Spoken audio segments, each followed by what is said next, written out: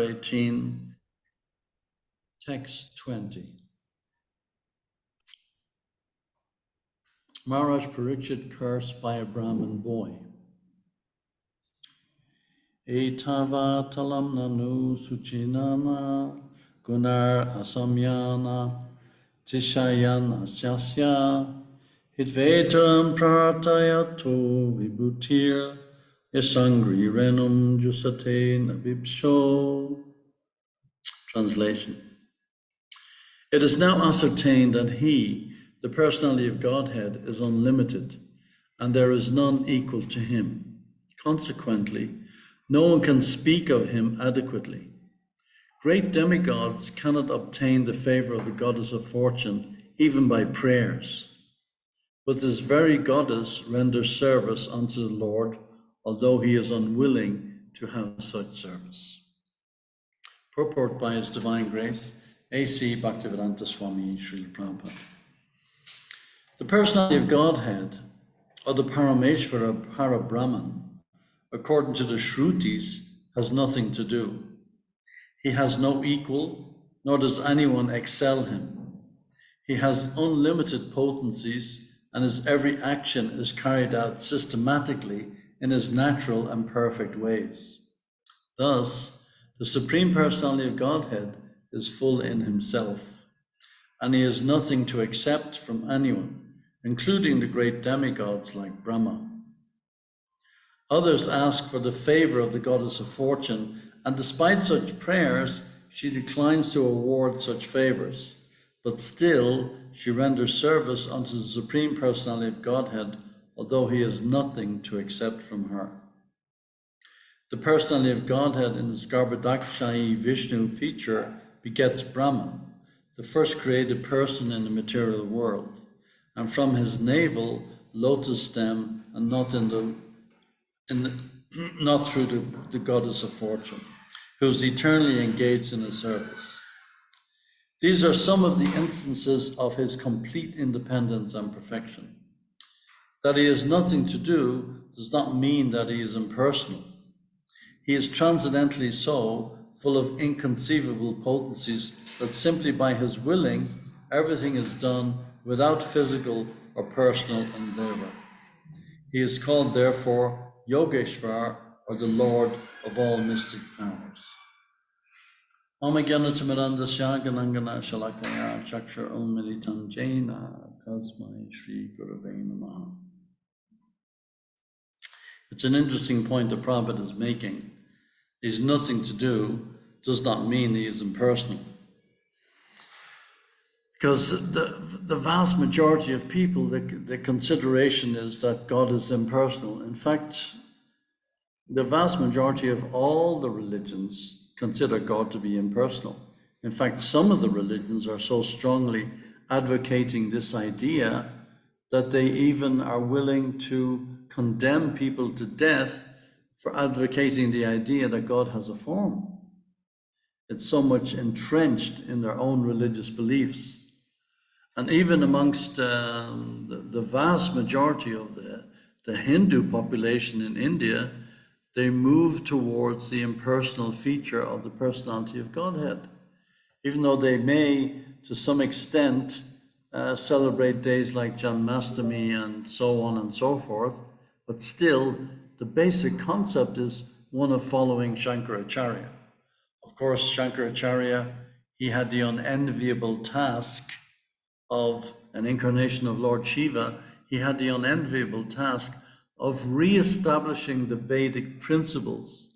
But because Buddhism had become so strong, and the idea behind Buddhism is nirvishesha sunyavadi, complete and total annihilation of the self, annihilation of the person, to the point where the Vedas were practically discarded. So Shankaracharya was given the unenviable task. He didn't like it. At the end of his appearance, said his aphorism was, his main principal conclusion was, when he was leaving the planet, was Bhajagovindam, Bhajagovindam, Bhajagovindam, Mudha Mate. You fools and rascals, simply chant the name of Govinda. of course, the philosophy, because it was coming from Shankaracharya, an empowered personality like Lord Shiva, but the whole idea was to reestablish the Vedic principle at least, but to establish it in a personal way would have been too much, because the influence of Buddhism, because of, as we read in the previous purport from Srila Prabhupada, because of the influence of King Ashok, Buddhism became so prominent. And Prabhupada said in that purport, without the intervention of a God-centered government, to establish religious principles is very, very difficult, if not next to impossible. So that's a little bit about the history behind how and why so many religions have become so impersonal. And even within the society of devotees, where personalism is accepted as being the norm or the aspiration, still the concept of actually reaching and connecting with God as a person is almost inconceivable to us. Yet it's on the pages of every single page practically of Srila Prabhupada's purports. But the problem is, to what extent do we take Prabhupada's teachings seriously enough to actually put them into practice? That's the thing. I noticed in the previous purport, there's a very interesting section in the previous purport where Prabhupada is saying in text 19, Prabhupada is saying, the Lord's unlimited power is extended on and on by the unlimited expansion of the devotees and incarnations. It's interesting that Prabhupada puts the incarnations of the Lord, who are personalities within themselves, empowered personalities, like Lord Vishnu is an incarnation of Krishna. Everything is an expansion of Krishna. Balaram is an expansion of Krishna. So, but yet, Prabhupada is saying here that the unlimited expansion of the devotees and the incarnations. So the devotees are considered to be in the same league as the incarnations of the Lord himself. This is a difficult one to get around, but this is the actual fact, because we are spirit, we are coming from Krishna. So our connection is there through our spirituality, through our connection with Krishna being the same in quality as Krishna. This is emphasized over and over again by Prabhupada in all of his books. And we really need to take these simple kind of basic parts of our philosophy deeply enough that we can actually put them into practice and understand this is where we're coming from. We're connected with Krishna. Prabhupada goes on to say in that purport, and thus every devotee of the Lord and incarnations also can be equally surcharged with the potency of the Lord. And this is another one that, for me, in my kind of Maya condition, I find this one like, wow, you can equally surcharge with the same potency as the Lord. And this is open to all of us. It's not like it's, as we mentioned before, it's not like it only applies to the so-called Uttama Adhikari or the pure devotee. This applies to all of us. We all have the same potency as the Lord. It doesn't mean we're equal to God in any way, but at the same time, if we connect and we really connect and we go deeply, tomorrow now is tomorrow's the last day of Purushottam Mass, and we have quite a few of the devotees visiting from Nakuru, quite a few of the devotees visiting from Eldoret, and we were discussing this morning. Tomorrow's the last day. This Purushottam Mass, this particular one, comes around every 30 odd years. So it's a great opportunity to double, triple, quadruple, multiple times our devotional creeper and go dive deeply into the nectar of the holy names. So we have taken a little bit of a vow amongst ourselves. We're going to try to go for 64 rounds tomorrow. So, I did it the last Ekadashi.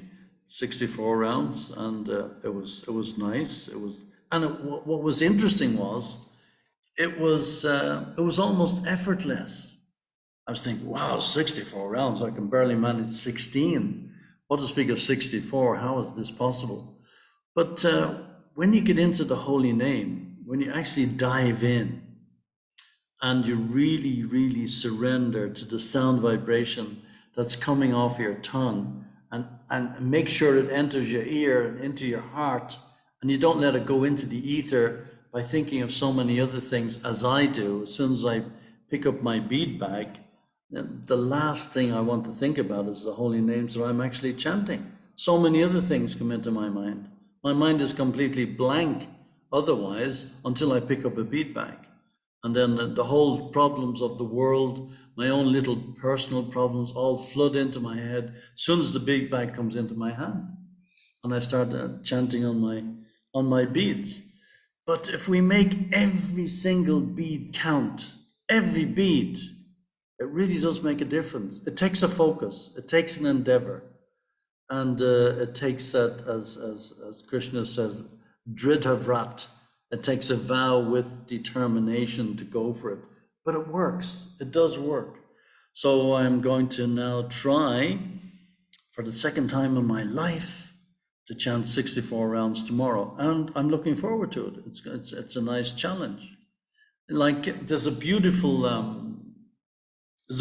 poem from Srila Bhaktivinoda Thakur. It's a very famous song. It was made famous by what was that, sannyasi who sang in Prabhupada's time. And anyway, he made it famous. And when I remember when I joined the temple, he was singing. His cassette tapes were playing all over the temple when I was a very, very young devotee. And he was singing all day long. But this one always stuck in my mind. Kabhi Habhi Bolo Se Din Amar. It's a beautiful, beautiful poem.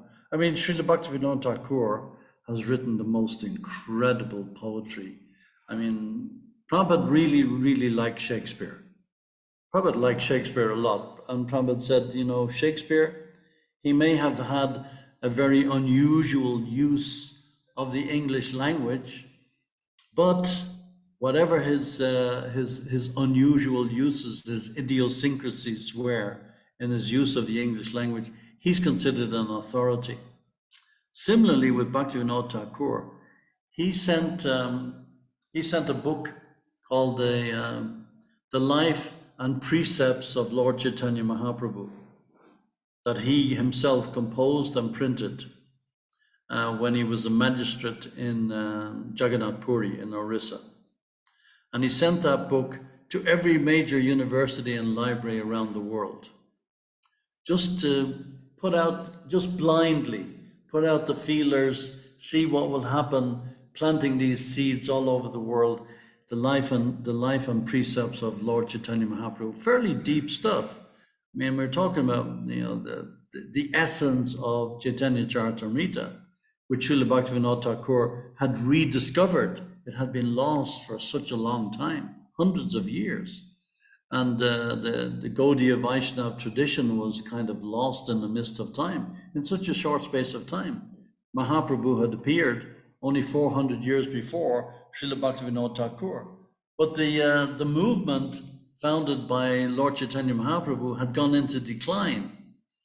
And Srila Bhaktivinoda Thakur, his power, his potency as a pure acharya in the Gaudiya Vaishnava line, he rejuvenated the message of Mahaprabhu. And then, of course, his son, Srila Bhaktisiddhanta Maharaj, Srila Prabhupada's spiritual master, he really put it on the world map.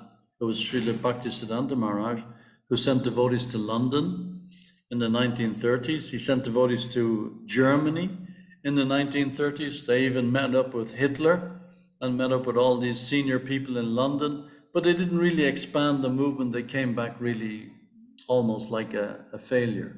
It was left up to Srila Prabhupada to do that. But Srila Bhaktivinoda Thakur, he sent this book to every major university in the world in 1896, coincidentally, the year Srila Prabhupada was born.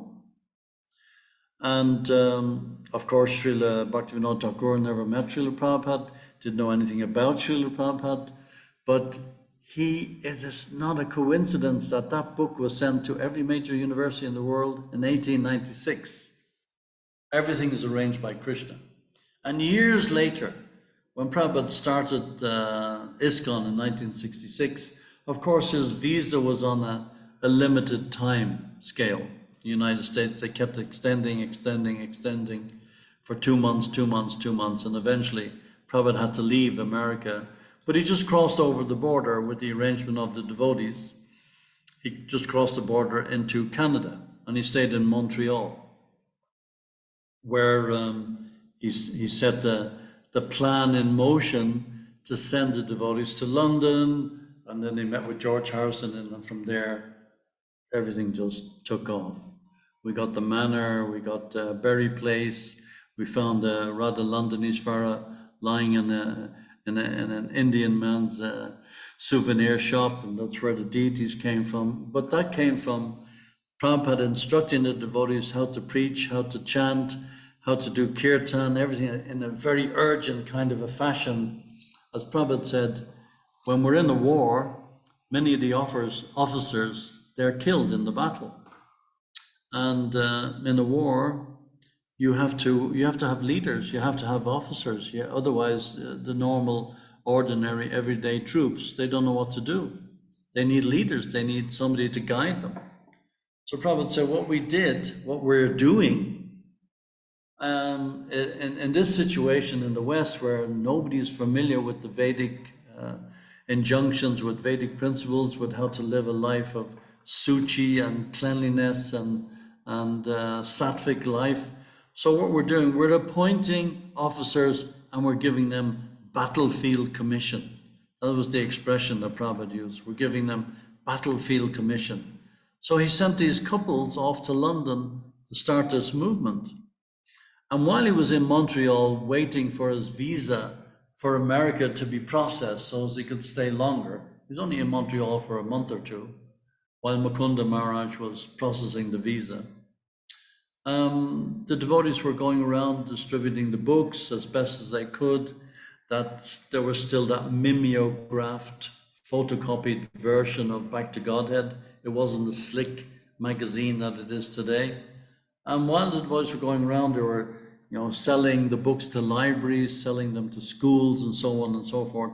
In one library, one devotee found a copy of Srila Bhaktivinoda Thakur's book, Lord Chaitanya, His Life and Precepts. And of course, devotees being devotees, he kind of slipped into his pocket and he somehow or other ended back in the temple where he showed it to Prabhupada. And Prabhupada was just amazed, absolutely amazed. So here we have this book from 1896, now appearing in Montreal when Prabhupada is there present. So Prabhupada was the ambassador for Vaikuntha. He brought everything from Vrindavan, everything from the spiritual world, and gave it to us just there, take it. And the whole thing took off from there. So Srila Bhaktivinoda Thakur, he wrote this beautiful, beautiful poem. Amongst the many millions, Bhaktivinoda Thakur wrote thousands of poems, wrote millions and millions of words. He wrote hundreds of books in Bengali, in Sanskrit, in English. I mean, he was an absolute genius. He knew Persian, he knew Arabic, he studied the Bible, he wrote books about Christianity, he wrote books about Islam. Bhaktivinoda Thakur was like in the stratosphere of intellectuals. He was a high court judge in Orissa, where Srila Bhaktisiddhanta Maharaj was born. All these devotees, I mean, we owe a great debt of gratitude to all of them. And it's no coincidence that three of the major devotees in our sampradaya, the greatest acharyas practically in our sampradaya, Srila Bhaktivinoda Thakur, Srila Bhaktisiddhanta Maharaj, our own Srila Prabhupada, they all appeared within the last 100 years and gave of their of their might to spread the glories of the holy name. Whereas everything had been lost previously, nobody could take advantage. So this beautiful prayer, Kabi Habi Bo.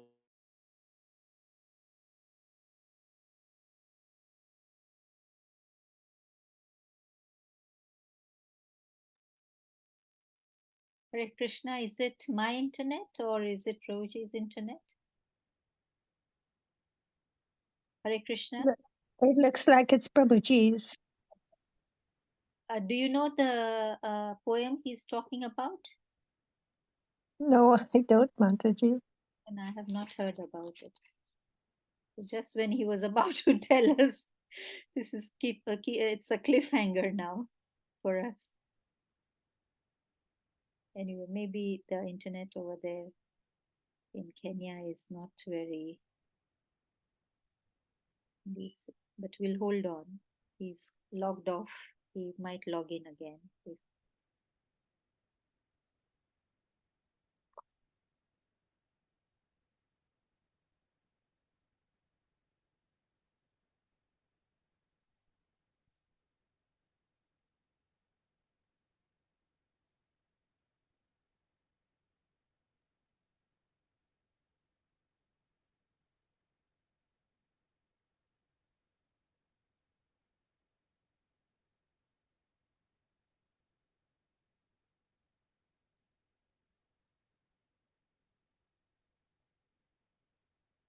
Let me try and see if I can get him on phone.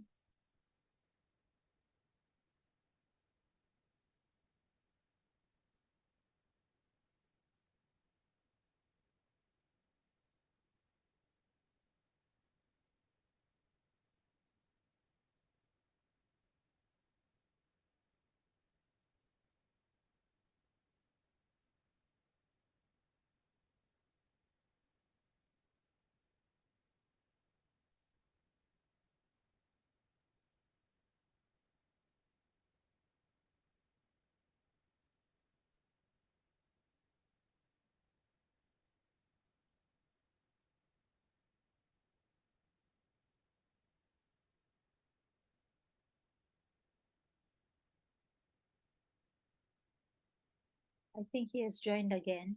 Hare Krishna Prabhuji.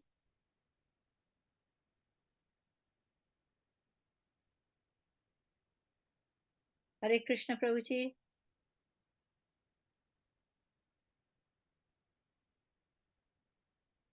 His phone is muted. Yeah, Hare Krishna Prabhuji. I was calling him up, but because he joined, I put the phone down.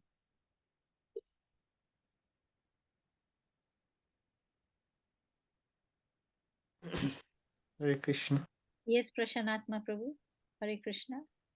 I hope I'm not the one being called upon. Sorry? So I joined a bit rather. Or I Abhinav just is dealing I with called him up, but oh, he declined my call. So that okay. means he's trying to join. He's joined, but I think there might be internet challenges. Anyway, we can discuss among ourselves if there is anything, any reflections or any thing that comes up in your mind on this text.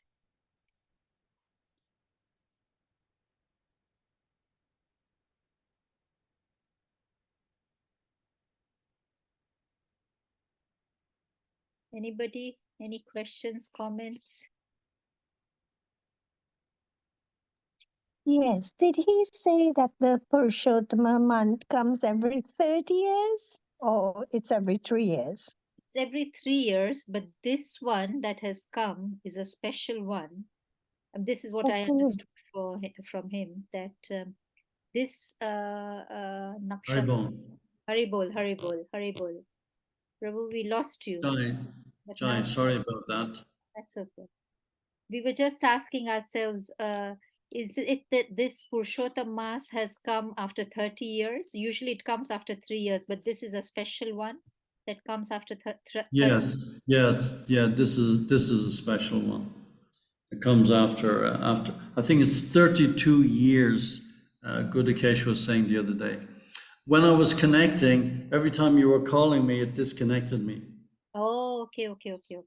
because there's no Wi-Fi here, so I'm using my phone as a hotspot. Sorry. So as soon as there's a message comes in on the phone, or somebody phones me or sends me a message, it disconnects my connection with you, because there's no Wi-Fi in this building. I'm staying behind a temple in an apartment. So where were we? Oh yeah, I was going to say about You're in Mombasa or Kisumu? I'm in Kisumu. You know, Okay. the lake seems to absorb all the Wi-Fi. I think the lake is I was just making sure because yesterday I was in a meeting and the speaker was speaking and we couldn't hear anything and we didn't even know that he was speaking. And all of us, 20 people were just staring at the screen. And he was talking and doing his presentation. And we thought he's not yet joined, he's not yet joined, he's not yet joined. And talked for an hour and went away. And when we contacted him, he said, but I was talking. So that's why I was calling to make sure that such a scenario is not repeated again. So Yeah, the hotspot is okay. It works, but it only works. It's not like a Wi-Fi. It doesn't work to that wide of a bandwidth. And as soon as a message comes in on the phone, it cuts the connection with the hotspot. So have we lost all our audience? no, we are still here. We are here. Oh, you're still there. Okay, all right, fine. So this poem by Srila Bhaktivinoda Thakur. Prabhuji, which poem is it? Because we didn't, none of us knew about this poem. So Oh, kindly. Kabi Habi Bolo Se Dinamar. That's the title of the poem. It was sung very famously by Vishnu Jan Maharaj. I was trying to remember his name.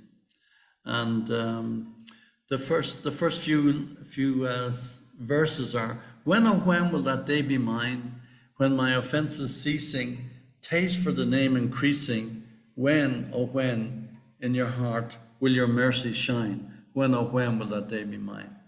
Lower than a blade of grass, more tolerant than a tree, when will my mind attain this quality?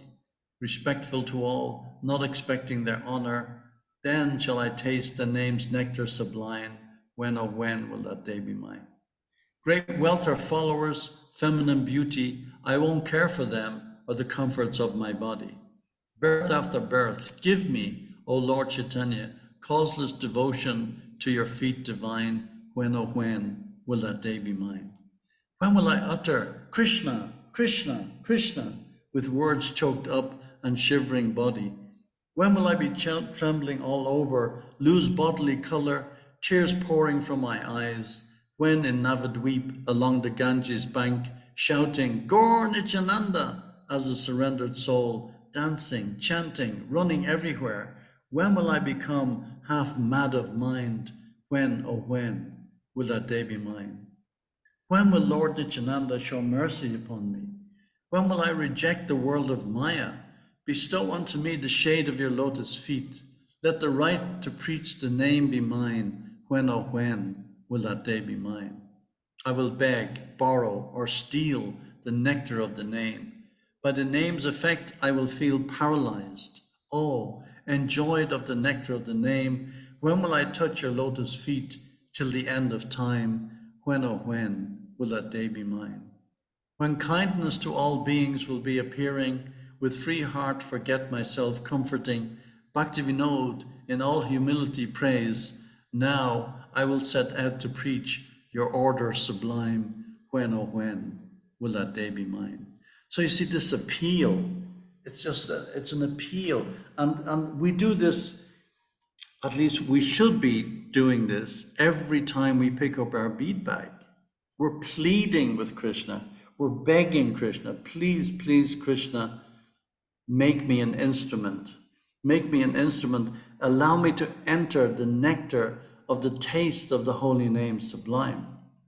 And unfortunately, when we chant our rounds, it just goes in one ear and out the other. I know I can speak for myself. I don't manage to grab every single mantra that I utter with every single beat. So many of them just disappear into the ether. So I don't get the opportunity to take advantage of that chanting.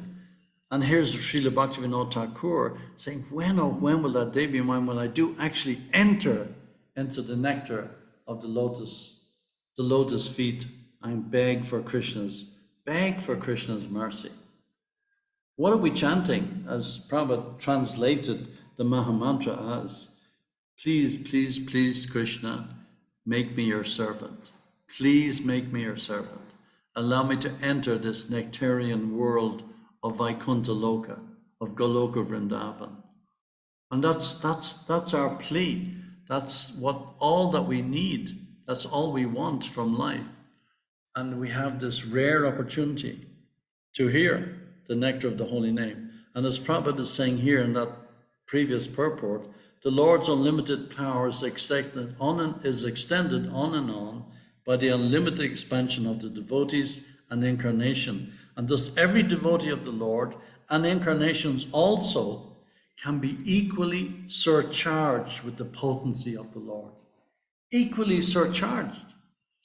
And yet, why am I excluded from this? Why am I excluded from this? What is the cause of my exclusion? Why am I kept out of this world? Because I haven't surrendered to the process. I haven't actually surrendered to the chanting of the holy name. And when I do that, then it'll be mine. Then and only then will it be mine. So why does Krishna says in that verse that one is my favorite in the Gita, Satatam Kirtiyantomam, always chanting my glories, endeavoring with great determination, bowing down before me, these great souls perpetually worship me with devotion. And what do we say when we're about to begin Bhagavatam class? Nityam Bhagavata Sevayam. Nityam Bhagavata Sevayam. Bhagavatam Uttama Shloki Bhaktir Bhavati Naistiki. Nityam, always. Not only when we're giving class, not only when we're hearing class, but Nityam Bhagavata Sevayam. Satatam Kirtayantama. Yatantascha Dridavrata Namasyanchascha Mambhakcha Nitya Yukta Upashate. Krishna says always, every single minute, twice in the same shloka. Satatam Nityam. Why? Why does Krishna have to keep repeating this? Because the brain is dull and we just let it go. And in 10:10, verse 10:10 in the Gita, the same thing. Tesham satata yuktanam, bhajatam priti purvakam, dadami buddhi yogam tam, yena mamupayantide. To those who are constantly devoted, that's devoted to the name. That's all we can do.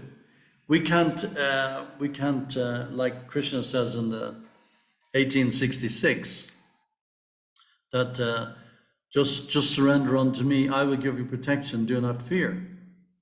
And that's a very, very nice proposition. But because of the age of Kali is so strong, we can't surrender unto Krishna because we still would rather cling to the world of fear, the world of anxiety. We would rather cling to that than actually just let go of all that rubbish and cling on to Krishna's lotus feet. We don't want to do that because we've become so familiar with this world of anxiety. It's almost like a cocoon, a comforter for us. And we're afraid to let go. But Krishna puts a precondition in 1860. The precondition is surrender unto me. I will give you protection, do not fear. Whereas when Lord Chaitanya came, he just done away even with the precondition. No preconditions. None whatsoever. Just simply chant. Simply chant. Bolo Hari. That's all we have to do.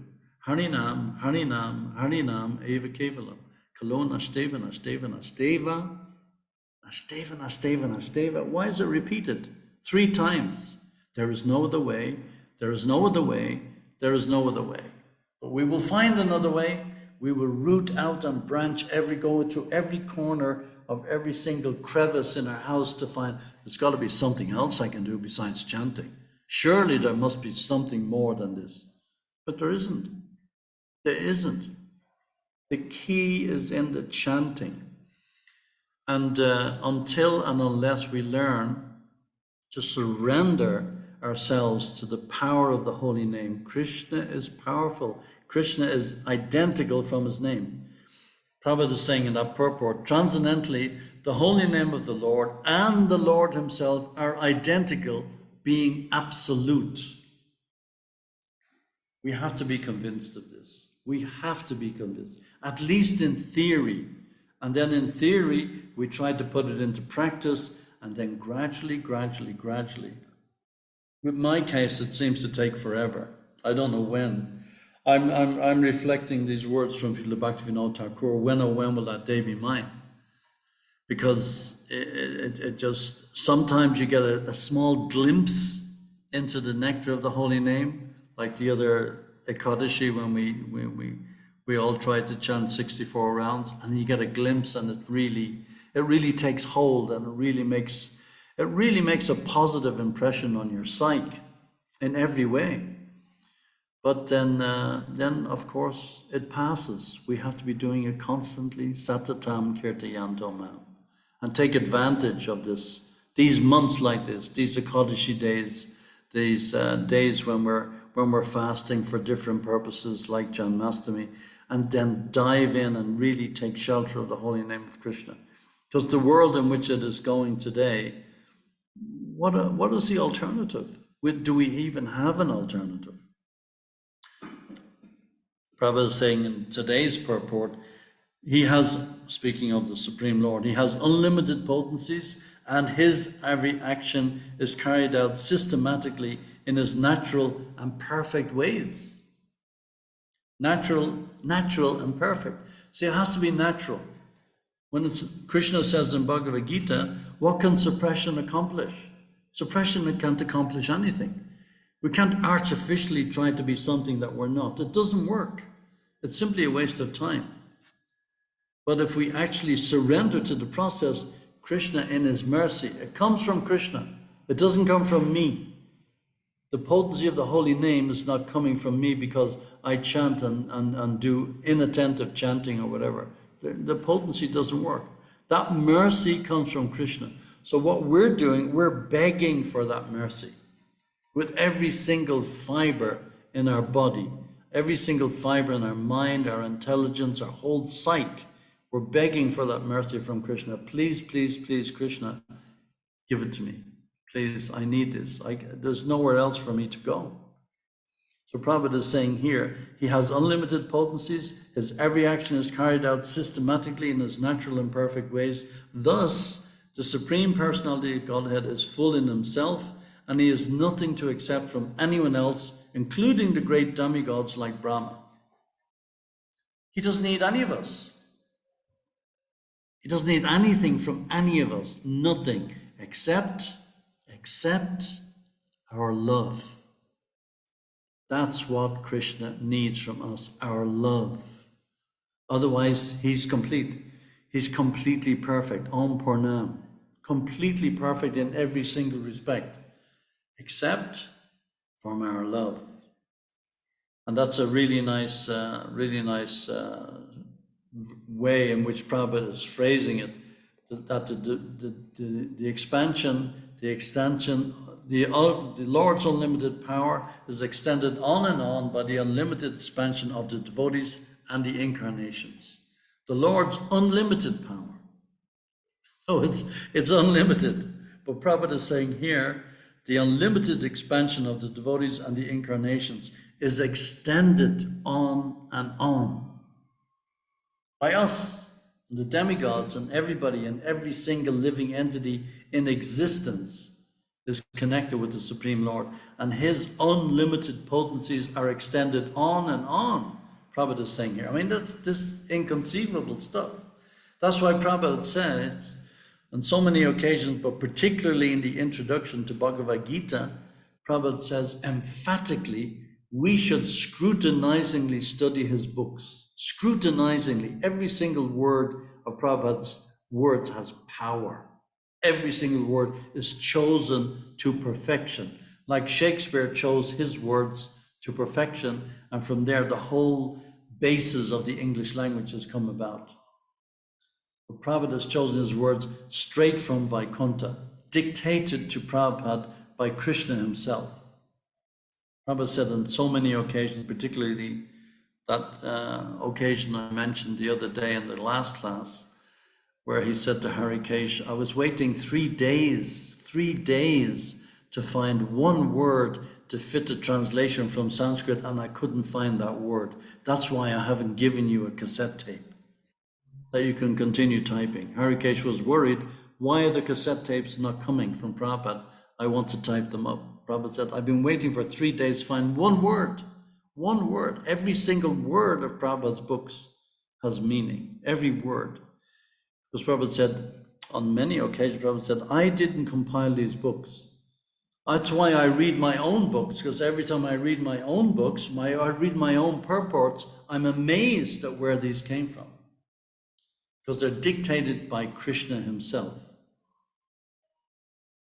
And in a mundane sense, to give a mundane example, Mozart, when he started compiling his music, he said he didn't have a clue where the notes came from. He said he saw the notes falling from the sky, and all he did was write them down. The famous composer. But Prabhupada's words came from Vaikuntha. They came directly from Krishna himself.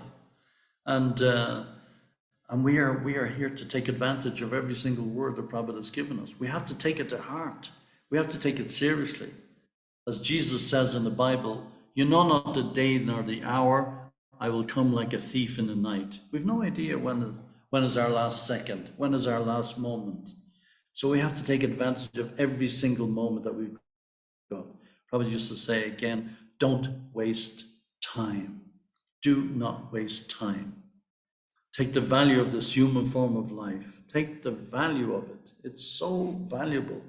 And there's nothing else worth pursuing. Everything else is just, okay, we have to go through the motions of living with family, society, friends, and all that kind of stuff, but it's all temporary. It's all going to be gone at the time of death. And what will we remember then?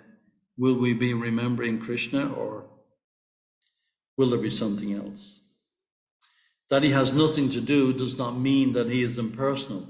He is transcendently so full of inconceivable potency that simply by his willing, everything is done without physical or personal endeavor. Krishna just has to think about it. Like when we offer our bhoga to Krishna to become prasadam, Krishna eats with his eyes. Krishna can do anything with any one of his senses. He can do anything, literally anything. All his senses are interchangeable because he's spiritual. He's not limited by our limitations of this physical body. And we cannot compare ourselves to the unlimited potencies of the Supreme Lord. It doesn't work. We have to become Gopi Bharta Kamalayur Das Anudas Anudas, the servant of the servant of the servant of the servant, as Mahaprabhu said, 1,000,000 times removed, the servant of the Supreme Personality of Godhead. That's our position. That's Lord Chaitanya's position, and we're coming in Lord Chaitanya's line. So where else are we going to go? Where else are we going? What else are we going to do for shelter?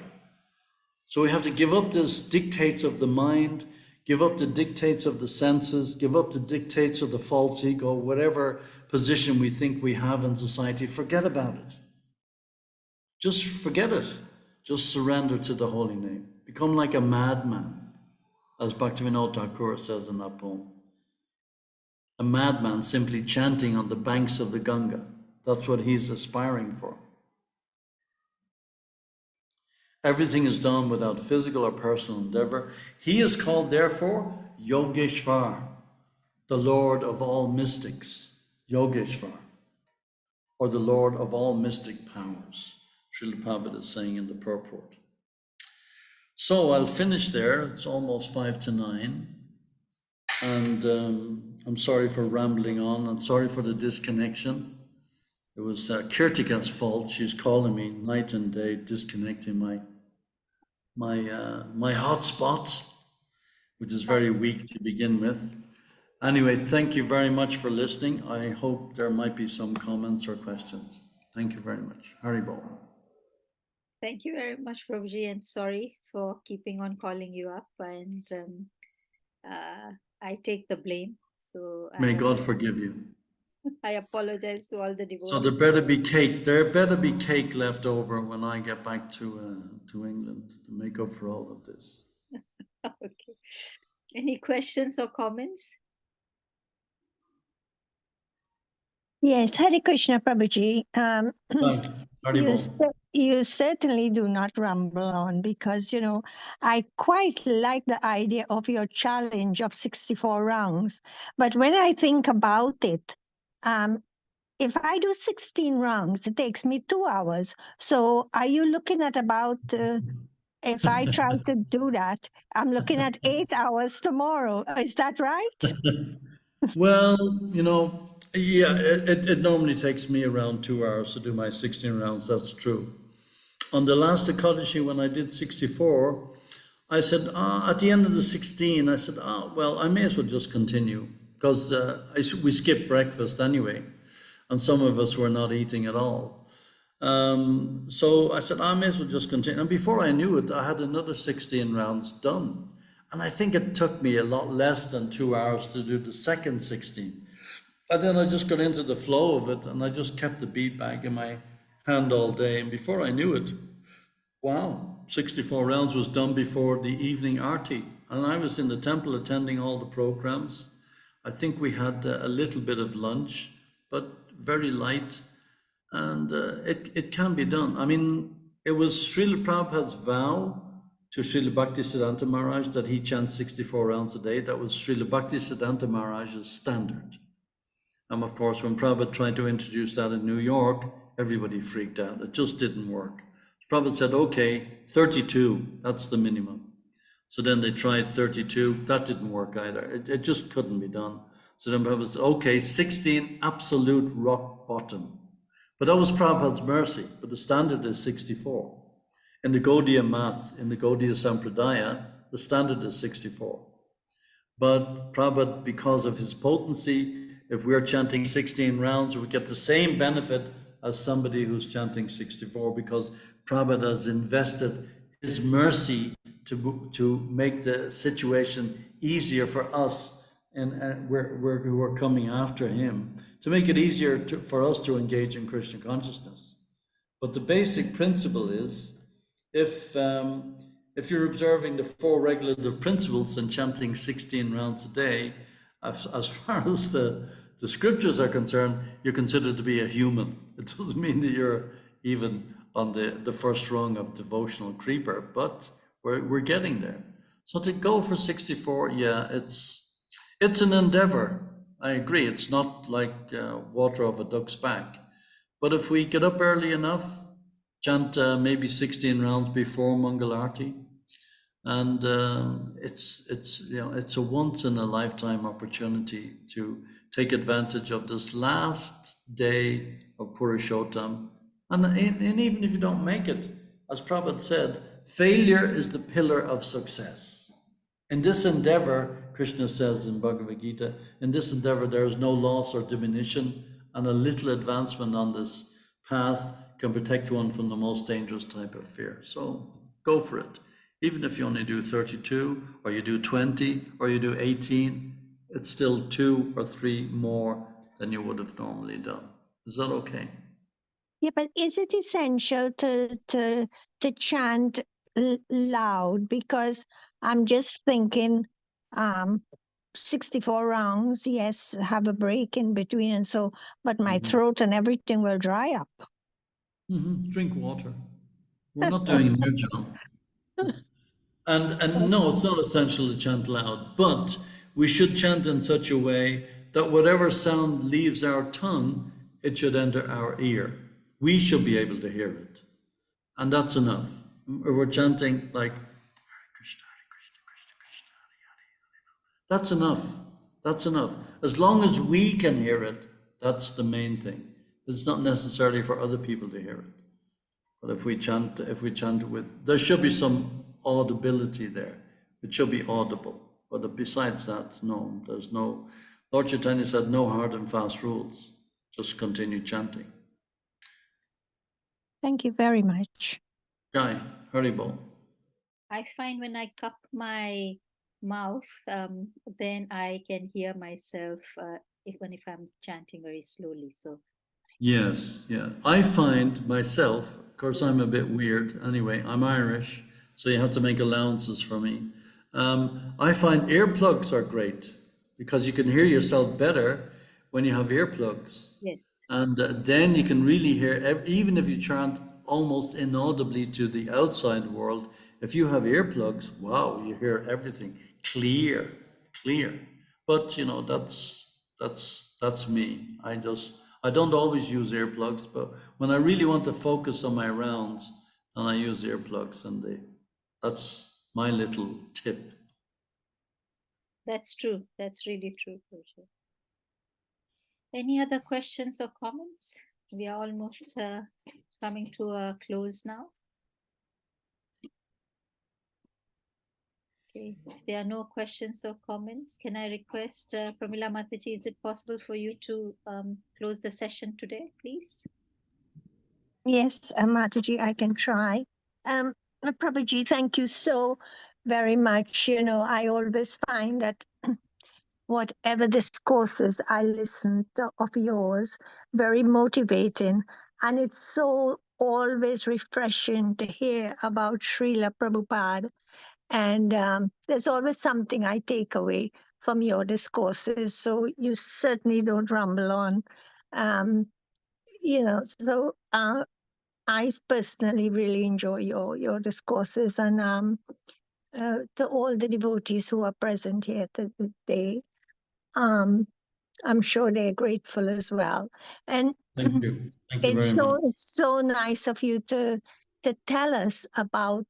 I didn't actually realize that this was a very special Purushottama month. I thought it's the usual every 3 years, but knowing it's very special, I really want to take up the challenge tomorrow. So the next time Joy, you're on, I'll tell you how I got on. Joy, thank you very much. So thank you very much. Mataji, please take over again. Okay, so let's chant the Hare Krishna Maha Mantra once in glorification of Vidura Prabhuji. Hare Krishna. Hare Krishna, Hare Krishna, Krishna Krishna, Hare Hare. Hare Rama, Hare Hare Rama, Rama, Hare Rama Rama, Ram. Rama, Hare Hare. Vanchakalpataru. Panchakalpatrubhasta, Kripa Sindhavebhcha, Patitanam Pavanebhyo, Vaishnavebhyo, Namo Namaha. Srila Hari Prabhupada Hari Bol. ki jai. Jai, His Grace Vidura Prabhu ki. Jai. Jai. Hare Rama. Hare Hari Bol, everybody. Good night. Haribol. Thank you. Prabhuji, Hare Krishna. Hari Bol.